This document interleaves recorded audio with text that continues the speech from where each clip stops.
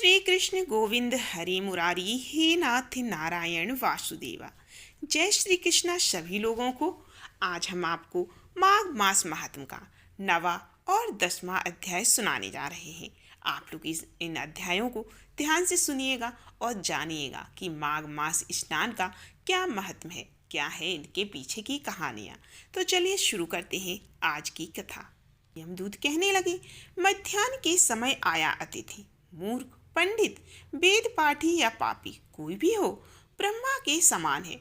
जो रात्रि के थके हुए भूखे ब्राह्मण को अन्न जल देता है, मध्याह्न के समय जिसके घर आता हुआ अतिथि निराश नहीं जाता, वह स्वर्ग का वासी होता है।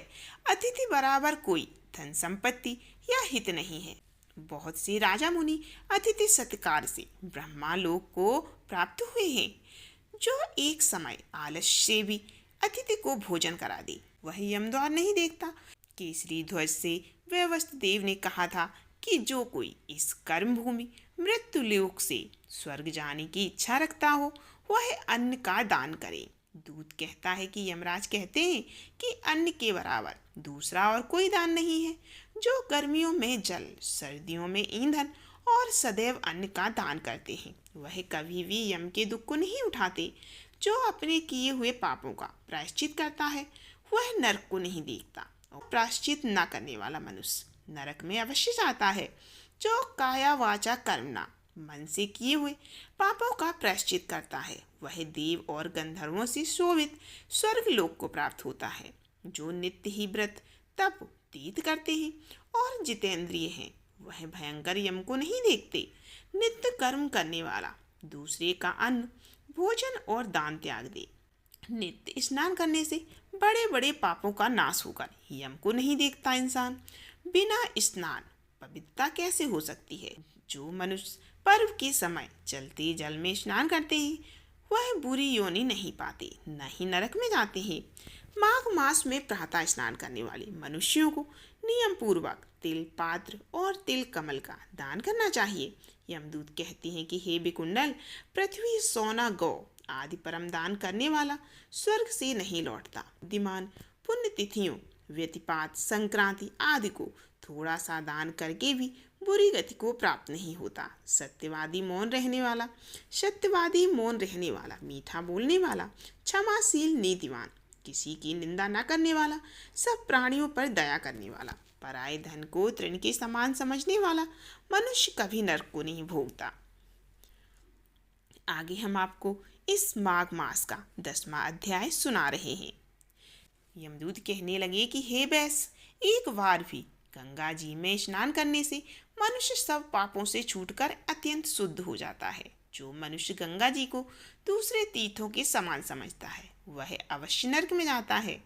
भगवान के चरणों से उत्पन्न हुई गंगा जी के पवित्र जल को श्री शिव जी अपने मस्तक में धारण करते हैं, और ब्रह्मा जी संदेह रहित प्रकृति से अलग और निर्गुण है।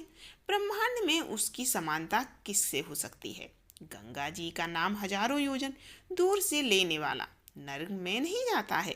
इसीलिए मनुष्य को अवश्य ही गंगा जी में स्नान जरूर करना चाहिए। हे वैश्य, जो ब्राह्मण दान देने का अधिकारी होकर भी दान नहीं लेता, वह आकाश के नक्षत्रों में चंद्रमा के समान है। जो कीचड़ से गौ को निकालता है, जो रोगी की रक्षा करता है, या जो गौशाला में मरता है, वह आकाश में तारा होता है। प्राणायाम करने वाले मनुष्य सदैव उत्तम गति को प्राप्त होते हैं। प्रातः के समय स्नान के पश्चात जो 16 प्राणायाम करते हैं, वह घोर पापों से बच जाते हैं। जो पराई स्त्री को माता समान समझता है, वह यम की यातना को नहीं भोगता।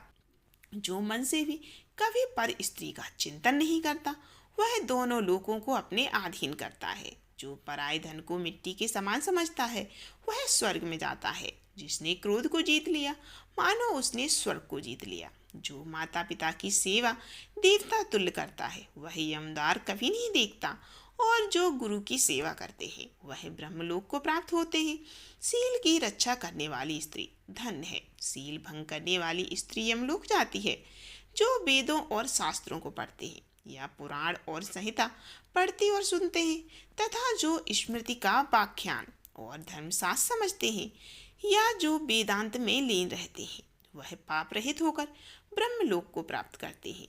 जो अज्ञानियों को वेद शास्त्र का ज्ञान देते हैं, देवताओं से भी वो पूजित होती हैं। यमदूत ने कहा कि हे वैश्य श्रेष्ठ यमराज ने हमको वही आज्ञा दे रखी है कि तुम किसी वैष्णव को मेरे पास मत लाओ। हे वैश्य, पापी लोगों को इस संसार रूपी नरक को पार करने के लिए भगवान की भक्ति के सिवाय और कोई दूसरा उपाय नहीं है। भगवान की भक्ति न करने वाले मनुष्य को चांडाल के समान समझना चाहिए। भगवान के भक्त अपने माता पिता दोनों के कुलों को तार देते हैं और उनको नरक में नहीं रहने देते। और जो मनुष्य वैष्णव का पूजन करते हैं वे भी भगवान की कृपा से श्रेष्ठ गति को प्राप्त होते हैं।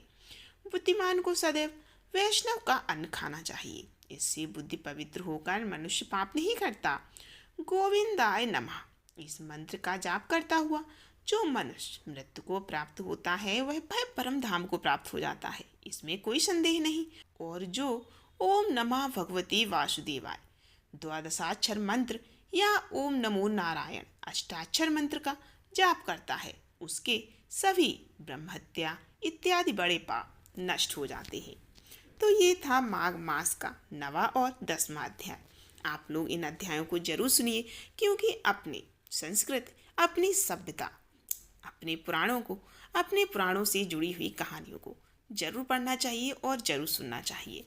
इनसे हमें कुछ ना कुछ सीखने को ही मिलता है और हमें अपने बच्चों को भी ये सुनाना चाहिए। तो चलिए मिलते हैं अगली वीडियो में।